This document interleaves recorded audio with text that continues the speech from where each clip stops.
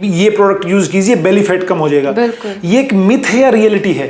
Sir आप believe नहीं करेंगे, हर दूसरा पेशेंट जो मेरे पास आता है उनको यही एक प्रॉब्लम होती है कि मुझे पेट अंदर करना है। तो मोस्टली लोगों में कन्फ्यूजन रहता है कि जब हम वेट लॉस कर रहे हैं तो हमने कम खाना है ना। उस कम खाने में हमें ये नहीं पता लगता कि हम फैट लॉस करना चाहते हैं या ओवरऑल वेट लॉस। प्लान भी सिंपल होता है बट प्रॉब्लम एग्जीक्यूशन में ही होती है कि हमने फॉलो कैसे करना है। मैंने भी सुना है कि बहुत से लोग कहते हैं भी ये जूस ले लो, ये शेक ले लो, आपका वेट लॉस हो जाएगा। डेफिनेटली सर, वेट तो लूज होता नहीं है, वो तो मसल ही निकल जाता है।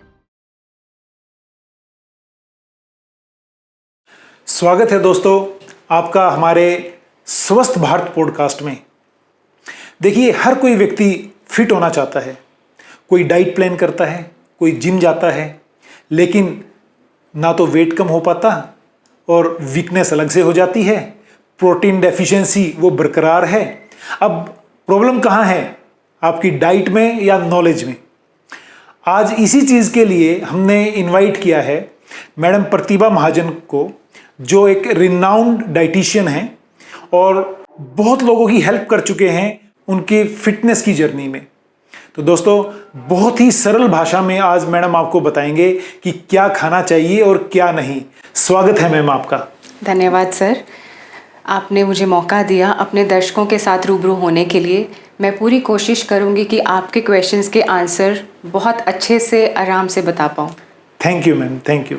जब कोई अपनी वेट लॉस जर्नी स्टार्ट करता है तो वो बहुत कन्फ्यूजन में रहता है कि क्या खाएं और क्या ना खाएं। सर आप बिल्कुल सही कह रहे हैं। आई थिंक मैं 10,000 से ज़्यादा पेशेंट्स के साथ काम कर चुकी हूँ और सब में कन्फ्यूजन ये होता है जब वो डाइट शुरू करना चाहते हैं कि हम क्या खाएं और जो खाना है वो कैसे खाएं, किस टाइम पे खाएं। तो जैसे आपने प्रोटीन की बात की और वेट लॉस की बात की, तो मोस्टली लोगों में कन्फ्यूजन रहता है कि जब हम वेट लॉस कर रहे हैं तो हमने कम खाना है ना। उस कम खाने में हमें ये नहीं पता लगता कि हम फैट लॉस करना चाहते हैं या ओवरऑल वेट लॉस। बिकॉज़ जब हम वेट लॉस की बात करते हैं तो कम खाने से हमारा ही नुकसान हो जाता है, हम अपने मसल लूज कर देते हैं। जबकि हमें हर मील में 30 to 40 gram of protein minimum चाहिए। और जब ये कन्फ्यूजन होती है पेशेंट्स में कि हमने फैट लॉस करना है, वेट लॉस करना है, तो हमें ये फोकस करना है कि हमें फैट लॉस करना है, वेट लॉस के ऊपर ध्यान कम देना है जी। Okay, great. ये सुनने में तो बहुत आसान लग रहा है कि भाई हम डाइट प्लान करके बड़े आसानी से मतलब चीज़ें कर सकते हैं, लेकिन लोग कर नहीं पाते हैं। बिल्कुल। लोग अक्सर गलतियां करते हैं। बिल्कुल। तो क्या गलतियां करते हैं आपके अनुभव से कि वो गलतियां हमारे दर्शक ना करें? आपने बिल्कुल सही कहा कि जब भी पेशेंट्स के साथ मैं डील करती हूँ तो प्लान भी सिंपल होता है बट प्रॉब्लम एग्जीक्यूशन में ही होती है कि हमने फॉलो कैसे करना है। और सबसे ज़्यादा जो चैलेंज आता है वो आता है सस्टेनेबिलिटी में, कि वो लॉन्ग टर्म तक क्या फॉलो कर सकते हैं अपने लाइफस्टाइल में। तो इसमें मैं 2 चीज़ें मेंशन करना चाहूँगी। पहला ये कि आजकल जैसे मार्केट में बहुत सारे जूसेस आ गए हैं, शेक्स आ गए हैं, तो लोग क्या करते हैं, मील रिप्लेस कर देते हैं। ये मैंने भी सुना है कि बहुत से लोग कहते हैं भी ये जूस ले लो, ये शेक ले लो, आपका वेट लॉस हो जाएगा। डेफिनेटली सर, वेट तो लूज होता नहीं है, वो तो मसल ही निकल जाता है। बिकॉज क्या होता है, उन जूसेस में कार्ब्स ही होते हैं, तो एकदम से आपकी स्पाइक कर देते हैं इंसुलिन को और एकदम से गिरा भी देते हैं, जिससे कि आपको वेट तो दिखता है कि नीचे चला गया बट होता क्या है, वो मसल, जिससे कि लॉन्ग टर्म मेटाबॉलिज्म भी डैमेज हो जाता है। दूसरी चीज़ है आजकल green teas, detox green teas आजकल 30 डेज़, 40 डेज़, 90 डेज़ की एक पूरी पैकेजिंग आती है ग्रीन टीज़ की, जो आप रोज़ दिन में 3 से 4 लें तो आपके 10 से 20 किलो गिर जाएंगे। ऐसा क्लेम करते हैं। तो ये मार्केट भरी हुई है इन चीज़ों से। तो हम क्या करते हैं यहाँ पे गलती सबसे ज़्यादा, कि हम होल फूड्स जो घर का खाना है वो छोड़ देते हैं और इन चीज़ों पे जो प्रोसेस्ड हैं, पैकेज्ड हैं, इन पे रिलाई कर देते हैं पूरी की पूरी अपनी मेहनत, अपना पैसा और अपनी health. And then we end up losing all the good things which our body have. तो उसमें हमारी डेफिशिएंसीज हो जाती हैं, nutritional deficiencies, electrolyte deficiencies, and on top metabolism slow हो जाता है, जिसकी वजह से लॉन्ग टर्म बैड इफेक्ट्स आते हैं हेल्थ पे। तो घर का खाना खाएं और बाहर की मार्केट की इन चीजों को, मार्केट के इस दिखावे से दूर रहें। बिल्कुल। ठीक है ना, वो ज्यादा बेहतर है मेरे ख्याल से। बिल्कुल। बिल्कुल। मैम, एक चीज से लोग बड़े परेशान रहते हैं, बेली फैट से। बिल्कुल। बड़ा पूछते हैं कि भी बेली फैट कम हो जाएगा। लोग एडवर्टाइज भी करते हैं कि ये प्रोडक्ट यूज कीजिए, बेली फैट कम हो जाएगा। बिल्कुल। ये एक मिथ है या रियलिटी है? सर, आप बिलीव नहीं करेंगे, हर दूसरा पेशेंट जो मेरे पास आता है उनको यही एक प्रॉब्लम होती है कि मुझे पेट अंदर करना है। उनको और नहीं होता कि मुझे बाकी फुल बॉडी भी करनी है। बट टू बी ऑनेस्ट, ये एक मिथ है कि हम खाना अच्छा खाने से स्पॉट रिडक्शन कर सकते हैं। बॉडी का फैट, ओवरऑल बॉडी की फैट परसेंटेज के अकॉर्डिंगली नीचे जाता है। तो स्पॉट रिडक्शन नहीं होती। So definitely it is a myth. यही प्रॉब्लम है मैम, लोग जो है ना इंटरनेट से हाफ नॉलेज लेके फिर कंफ्यूज हो जाते हैं कि क्या खाएं क्या ना खाएं। चलो थोड़ा क्लियर करते हैं इन लोगों के लिए कि क्या खाना चाहिए। जी। सर, जब भी हम फैट लॉस डाइट पे फोकस करते हैं तो हमें ध्यान देना चाहिए, और हमें अगर पेट अंदर करना है तो ध्यान देना चाहिए कि विसरल फैट के ऊपर फोकस करना है। ओके। अब विसरल फैट क्या होता है? जो भी हमारे ऑर्गन्स होते हैं, most organs are in our abdominal cavity, है ना, पेट। और उसी एब्डोमिनल कैविटी में जो ऑर्गन्स हैं उन्हीं के आसपास जो फैट इकट्ठा हो जाता है उसको हम विसरल फैट कहते हैं। तो जब हमने फैट लॉस करना है तो विसरल फैट की परसेंटेज को नीचे लेके जाना है ताकि हम ओवरऑल हेल्दी हों। और वो कैसे होगा? हाई प्रोटीन डाइट से और क्लीन डाइट से। घर का खाना खाना है, बैलेंस्ड खाना है, अनप्रोसेस्ड खाना खाना है, और जिसमें न्यूट्रिशनल भर के हो वो चीज़ें खानी हैं। बहुत से लोगों की एक माइंडसेट है कि कार्बोहाइड्रेट नहीं खाने। बिल्कुल। तो उस चीज़ पे भी थोड़ा सा रोशनी डालिए कि खाने चाहिए या नहीं खाने चाहिए। सर, कार्ब्स तो बहुत ज़रूरी हैं। ओके। पर कौन से कार्ब्स खाने ये हमें पता होना चाहिए। अब दो तरीके के कार्ब्स होते हैं, refined carbs and complex carbs. Refined carbs होते हैं जैसे कि ब्रेड हो गया, मैदा हो गया, बिस्किट्स हो गए, प्रोसेस्ड पैकेट चीज़ों में जो चीज़ें होती हैं वो सारे प्रोसेस्ड और रिफाइंड कार्ब्स कहलाते हैं। अनप्रोसेस्ड जो होते हैं वो होते हैं होल फूड्स के, होल ग्रेन्स जिसको हम कहते हैं। तो कॉम्प्लेक्स कार्ब्स में आ जाते हैं मिलेट्स आ जाते हैं। तो हमें सारे मिलेट्स खानी चाहिए, जौ से लेके जवार, बाजरा, रागी, एमरैंथ। तो ये सब में न्यूट्रिशन भरा हुआ है। तो जब ये फोकस करते हैं तो कॉम्प्लेक्स कार्ब से हमारा इंसुलिन स्पाइक नहीं होता। रिफाइंड कार्ब एकदम से इंसुलिन को बढ़ा भी देते हैं और एकदम से नीचे भी ले आते हैं, जिसकी वजह से हमारा blood sugar up and down होता है, जिससे कि बेली फैट और ज़्यादा बढ़ता है। कॉम्प्लेक्स कार्ब्स क्या करते हैं? पूरा दिन आपकी एनर्जी को सस्टेन करते हैं प्रॉपरली, जिसकी वजह से ना आपकी शुगर एकदम से डाउन जाती है ना ऊपर जाती है, और फैट गेन नहीं होता है। सो कार्ब्स बहुत इंपॉर्टेंट है बिकॉज एनर्जी ही कार्ब्स से आनी है। एग्जैक्टली। लोगों को यही हम कहना चाहेंगे कि जो पुरानी चीज़ें हैं ना, मिलेट्स, उन पे जाओ तभी स्वस्थ रहोगे। ये आज का मैदे की जो चीज़ें हैं ना, ब्रेड जो खाते हो भर भर के टोस्ट में, मत खाइए। बिल्कुल। और जितनी भी हम ब्राउन कहते हैं सारी कलर्ड ही होती हैं, और उसमें मैदा ही होता है, जस्ट फॉर द मार्केटिंग। सबसे पहले लिखा होता है मैदा ही, उसके बाद 2% 10% वीट लिखा होता है, जिसको वो वीट ब्रेड की तरह बेच देते हैं। थैंक यू मैम, बहुत अच्छा आपने इंसाइट दिया कार्ब्स के ऊपर। मैम, एक बड़ी मिथ है, हाँ जी, या फैक्ट है, ये आप ही बताएंगे। लोग कहते हैं कि भी फैट नहीं खाना चाहिए, फैट बढ़ जाएगा। तो इज इट ट्रू? नहीं सर, ये एक्चुअल में गलत है, बिकॉज हमें हेल्दी फैट तो चाहिए। हमारी बॉडी को, हमारे मेटाबॉलिज्म को, हमारे शरीर के सारे ऑर्गन्स को हमारे हार्मोन्स बैलेंस करते हैं। और वो हार्मोन्स के लिए हेल्दी फैट्स खाना बहुत ज़रूरी है। जी। ओके। सो जब हम हेल्दी फैट्स की बात करते हैं, monounsaturated fatty acids, poly unsaturated fatty acids, तो फिर उसके बाद आते हैं ट्रांस फैट्स, जो एक्चुअल में गलत है हमारी बॉडी के लिए। बट ये MUFA and PUFA are very much required, क्योंकि उसी से ही हमारे बॉडी का HDL, जो कि हाई डेंसिटी लाइपोप्रोटीन, जिसको हम अच्छा कोलेस्ट्रॉल कहते हैं, वो बनता है बॉडी में। और जो ट्रांस फैट्स होते हैं उससे LDL बनता है, जो कि बुरा कोलेस्ट्रॉल होता है, लो डेंसिटी। और विडम्बना ये है कि भी मार्केट जो है ना ट्रांस फैट के प्रोडक्ट से भरी पड़ी है। डेफिनेटली। पाम ऑयल से भरी पड़ी है। आजकल हर बिस्किट बड़ी बड़ी ब्रांड्स के बिस्किट आप देख लीजिए, उन सब में आपको जो है ना पाम ऑयल मिलेगा, बटर भुजिया नमकीन देख लीजिए। एग्जैक्टली। तो ये आपकी हिसाब से नहीं खाना चाहिए, नहीं खाना चाहिए। पैकेज चीज़ों में क्योंकि उनको शेल्फ लाइफ लॉन्ग रखनी होती है, तो यही ऑयल्स उनको डालने पड़ते हैं और जिसकी वजह से उनकी शेल्फ लाइफ ज़्यादा रहती है। उसमें शुगर और सॉल्ट का कंटेंट भी हाई होता है जो कि हिडन होता है। इसीलिए पेशेंट्स जो हाइपरटेंसिव होते हैं, कार्डिक पेशेंट्स होते हैं और जिनका फैटी लिवर होता है, उनके लिए प्रोसेस्ड फूड्स बेसिकली एक पॉइजन की तरह काम करते हैं, बिकॉज वो और ज़्यादा इंसुलिन स्पाइक करते हैं, इन्फ्लामेशन इंक्रीज करते हैं। तो कौन से फैट वाली चीज़ें जो आप रिकमेंड करती हैं जिसमें HDL ज़्यादा है, वो कौन से प्रोडक्ट हैं, कौन से ऑयल्स यूज़ करने चाहिए?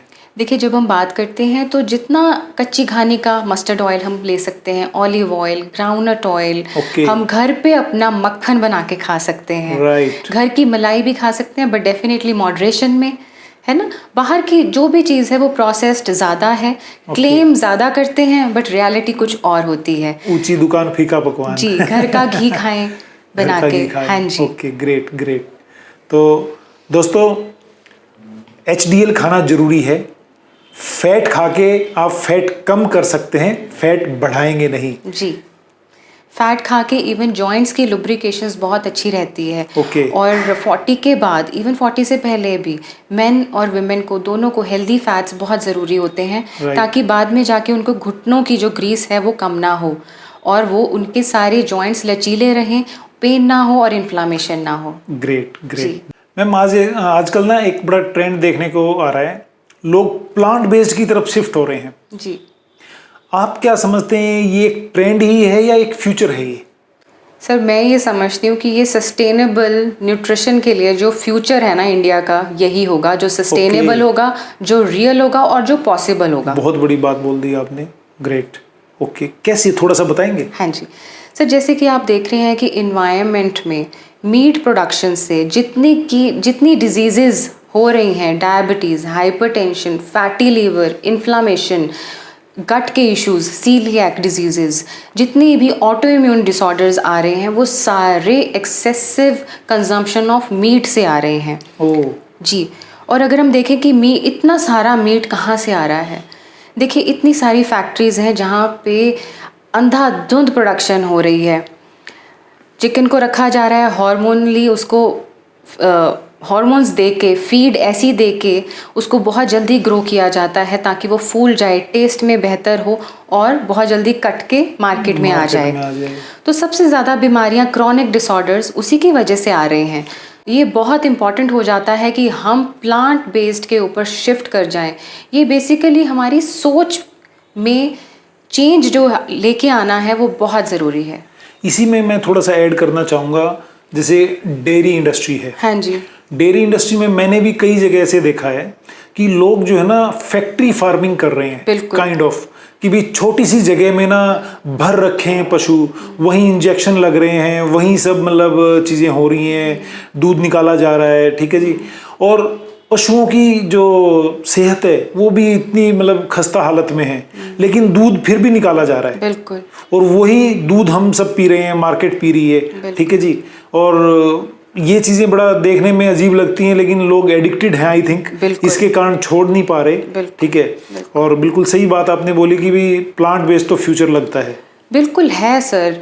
और अगर आप देखेंगे आजकल के बच्चे, 8 साल के बच्चे भी जुवेनाइल डायबिटीज़ के साथ आ रहे हैं, गट इश्यूज़ के साथ आ रहे हैं, उनको पहले ही ग्लूटेन इंटॉलरेंस है, उनको लैक्टोज इंटॉलरेंस है, बिकॉज पहले ज़माने में हर दूसरे तीसरे घर में पशु होते थे। बिल्कुल ठीक है। आज की डेट में वो चीज़ नहीं है, तो और उतने पशु भी नहीं है जितना कि दूध, पनीर मार्केट में है।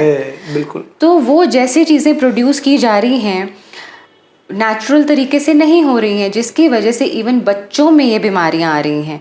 मतलब आप मानेंगे नहीं कि छोटे छोटे बच्चे आते हैं जिनका cholesterol LDL 400, oh my God, HDL बिल्कुल 50 से भी नीचे। ओह माय गॉड, इतना बुरा हाल है। और हमारा डेफिनेटली लाइफस्टाइल इसमें आता है, बहुत बड़ा क्वेश्चन आता है कि लाइफस्टाइल कैसा है और हम कौन सी चीज़ें कंज्यूम कर रहे हैं। और बच्चों में तो आपने देखा ही है कि ज़्यादा बच्चे दूध पीते हैं, तो उनमें और ज़्यादा प्रॉब्लम्स आ रही हैं। एक सवाल यहाँ से उठ के आता है कि बहुत से लोग ये सोचते भी होंगे, जो हमारा पॉडकास्ट देखेंगे वो भी सोचेंगे कि यार हम तो सालों साल से दूध पीते आए हैं, हमारे बुजुर्ग पीते आए हैं, हमें तो कभी कोई, उनको तो कभी कुछ हुआ नहीं, अब क्या होगा। और अगर हम डेयरी प्रोडक्ट छोड़ते हैं तो उसका अल्टरनेट क्या आप रिकमेंड करते हैं? जी जी जी सी ऑल्टरनेट बहुत है हमारे खाने में। हमारे होल फूड्स में हम बात करते हैं, अगर हम दूध की बात करते हैं, हमें माइंड में ये रहता है कि हमें इसमें से कैल्शियम मिल रहा है, पर हमें ये जानना बहुत ज़रूरी है कि ये दूध वो वाला दूध नहीं है जो हमारे ग्रैंड पेरेंट्स के टाइम पे उनके पास आता था, है ना। क्योंकि पशुओं को जैसे दूध प्रोड्यूस किया जा रहा है, फार्मिंग उनकी ऐसे की जा रही है जैसे कि एक से हमने सारा दूध उन्हीं से निकाल लेना है, एक गाय से। तो उसकी वजह से उसकी नेचर जो है चेंज हो चुकी है, और बच्चों की गट हेल्थ भी उतनी स्ट्रांग नहीं रही है कि वो उसको पचाएं। तो प्लांट बेस्ड में क्या आप रिकमेंड करते हैं? सोया मिल्क, घर में आमंड मिल्क, ये चीज़ें हम घर में बना सकते हैं। कोकोनट मिल्क, ये सारी हम घर में बना सकते हैं, क्योंकि अगर इसमें भी अगर आप पैकेज्ड में देखोगे, उसके पीछे की इंग्रेडिएंट लिस्ट देखोगे तो उसमें सर सामने लिखा होता है 1% almond, rest is all emulsifiers, thickeners, बाकी सारी चीज़ें। एग्जैक्टली। तो वो 1% के लिए हम इतना बड़ा पैकेट 200 रुपये का लेते हैं, 1 litre almond milk, soya milk का, पर उसमें होता सिर्फ 1% है। तो उसको भी घर बहुत इजीली बनाई जा सकती हैं ये चीज़ें। एक अभी ना मैंने न्यूज़ देखी थी, 8 अप्रैल की समथिंग है, और अप्रैल के मंथ में ही है, 8 या 13, I don't remember, Dainik Bhaskar की। हाँ जी। उसमें पंजाब की ये खबर है कि एक ऐसा एसिड है जो कि भाई डुप्लीकेट पनीर बनाने के काम आता है। तो डुप्लीकेट जो पनीर है, या पनीर को ही बोल रहे हैं हम, नॉर्मल पनीर को ही बोल रहे हैं, उसका बेस्ट अल्टरनेटिव आप क्या बताते हैं? सो टोफू प्लांट बेस्ड है, सेफ है, उसमें ज़्यादा कोई भी मिक्सिंग नहीं कर सकता। तो वो सबसे बेस्ट है, और सबसे ज़्यादा इम्पॉर्टेंट चीज़ है कि उसमें से आपको एसेंशियल अमीनो एसिड्स की पूरी प्रोफाइल मिल रही है। So that is very important. Ma'am आजकल जो है ना मार्केट में देखने को मिल रहा है कि पनीर में बहुत ज़्यादा डुप्लीकेसी है। बिल्कुल। तो आप पनीर का एक अल्टरनेटिव देखिए, पनीर के साथ ना लोग एडिक्टेड हैं। बिल्कुल है। आई डोंट नो कि लोग पनीर किस लिए खाते हैं, ठीक है। तो आप पनीर का बेस्ट अल्टरनेटिव क्या रिकमेंड करना चाहेंगे? सो पनीर का ऑल्टरनेट टोफू बेस्ट ऑप्शन है, बिकॉज इसमें कंप्लीट प्रोटीन प्रोफाइल है, 9 एसेंशियल अमीनो एसिड्स की प्रोफाइल पूरी है, और ये ज़्यादा क्लीनर है, एथिकल है और सस्टेनेबल है। सो इससे हमें बीमारियां नहीं होती, जो कि पनीर से इतने सारे पेशेंट्स में बीमारियां ज़्यादा आती हैं। जी। तो दोस्तों, पनीर छोड़ के टोफू अपनाओ, ज़्यादा बेहतर है। मैम जब हम शिफ्ट करने की बात करते हैं ना कि भी प्लांट बेस्ड की तरफ शिफ्ट करें जी, तो सबसे बड़ा चैलेंज आता है ट्रेडिशनल के साथ कंपैरिजन। तो आप ट्रेडिशनल के साथ अल्टरनेटिव्स का कंपैरिजन जब करते हैं तो उसको कैसे देखते हैं, कौन बेहतर है? जी जी सी जब हम बात करते हैं ट्रेडिशनल खाने की और उसके बेस्ट ऑल्टरनेटिव्स, इसको अगर हम ऐड करेंगे तो इट इज़ बेटर, बिकॉज हमें प्रोटीन सोर्स ज़्यादा मिल रहा है और ये सस्टेनेबल भी है। तो इसीलिए शिफ्ट जो है ट्रेडिशनल के साथ साथ ऐड करना बेस्ट ऑल्टरनेटिव फूड सोर्स को, जो कि हाई प्रोटीन है, बहुत इंपॉर्टेंट हो जाता है। सो जो ये शिफ्ट है वो क्लीन भी है, एथिकल भी है और हेल्थ के लिए कंप्लीट फ्यूल प्रोवाइड करता है। जी दोस्तों, जैसे मैम से हमने जाना कि भाई ट्रेडिशनल फूड में अल्टरनेटिव ऐड कर लो। अपनी जो ट्रेडिशनल आपके खाने हैं, दाल चावल रोटी, उसके अंदर टोफू ऐड कर लेंगे तो आपकी डाइट बैलेंस डाइट बन जाएगी, न्यूट्रिशनल बन जाएगी। जी, थैंक यू मैम, बहुत बढ़िया आपने इंसाइट दिया इस चीज के बारे में। Thank you sir. लोग बड़े कंफ्यूज रहते हैं कि भी ट्रेडिशनल को कैसे एनरिच करें न्यूट्रिशन के साथ। कुछ नहीं करना, खाना हमने सब डाले हैं, सब लेग्यूम्स खाने हैं, बट वो थोड़े से हाई कार्ब भी हैं, साथ साथ फाइबर और प्रोटीन के। बट क्योंकि हमें पूरी प्लेट में प्रोटीन के ऊपर ज़्यादा थोड़ा ध्यान देना है, क्योंकि हमारे इंडियंस में मसल वेस्टिंग सबसे ज़्यादा होती है, जिसकी वजह से बेली फैट बढ़ जाता है। तो अगर थोड़ा प्रोटीन ऐड कर लेंगे, कार्ब्स को थोड़ा सा बैलेंस करके चलेंगे, हेल्दी फैट्स इंक्लूड करेंगे, साथ में सैलेड खाएंगे, सारी सब्जियां खाएंगे, तो ये कंप्लीट मील आपका बेस्ट ऑप्शन बन जाता है, जिससे कि एनर्जी भी ज़्यादा रहे, मसल वेस्टिंग भी ना हो और डिजीज़ प्रिवेंशन हो। Great great. आज के इस डिस्कशन से एक बात तो क्लियर हो गई कि अवेयरनेस की कमी बहुत ज़्यादा है। लोगों को नॉलेज तो है लेकिन अवेयरनेस नहीं है। आप 2-3 छोटी छोटी चीज़ें अपनी डाइट में अल्टर करके अपनी डाइट को बेहतर बना सकते हैं। ये जानकारी जो आज आपने हासिल की, इसको अप्लाई कीजिएगा अपनी लाइफ में, आपको बेहतर रिजल्ट मिलेंगे। तो लास्ट में मैं आपका थैंक यू करूँगा और आपसे रिक्वेस्ट करूँगा कि एक क्या टैगलाइन आप लोगों को देना चाहेंगे? नहीं सर, थैंक यू। आज का सेशन बहुत ही अच्छा रहा। सो मैं हमारे व्यूअर्स को यही बताना चाहूँगी कि मेरी 13 साल की प्रैक्टिस में मैंने यही सीखा है कि स्मॉल कंसिस्टेंट चेंजेस ही लॉन्ग टर्म रिजल्ट्स लेके आते हैं। तो कोई फैड्स के पीछे भागने की ज़रूरत नहीं है। खाना सिंपल रखें, थोड़ा सा स्मार्टनेस के साथ ऐड करें ऑल्टरनेटिव्स एंड अपनी हेल्थ को बेटर करें। तो दोस्तों, अगर आपको ये पॉडकास्ट अच्छा लगा तो इसको अपने तक मत रहने दीजिएगा, शेयर कीजिएगा उन सबके साथ जिनकी हेल्थ को आप अच्छा देखना चाहते हैं। Thank you.